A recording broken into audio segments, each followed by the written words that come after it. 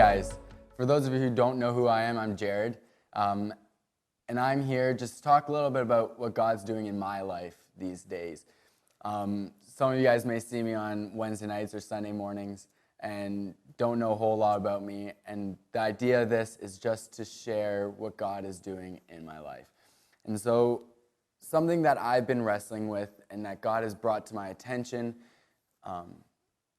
is the idea of His timing. I've asked these questions: is this what God wants me to be doing? Why is God taking so long? What's going on? And God answered it in His time. I've been wrestling with this for a little bit now, but only recently has He brought to light a teaching that I taught about a year ago. It's funny how God works that way. The teaching that I taught on was John 9, and it talks about a story when Jesus heals a man that was born blind. The idea of my teaching was we can trust that whatever is going on in our life, we can trust that God is in control. The story of when Jesus heals this man that was born blind. In my Bible, the title of the chapter says, Jesus heals a man born blind. And it's funny that he emphasizes the idea that he was born blind. In the story, it talks about Jesus, the idea that it might have been the sins of the guy's parents that made him blind. And I talked a lot about that the whole process, the reason the man was born blind, there was a greater plan Jesus had in store. This idea that Jesus stopped at the side of the road to heal this man's eyes. This man didn't know when he was 2 years old and blind that Jesus was going to stop and heal him. But he used this story to teach that he's in control, that God knows what's going on.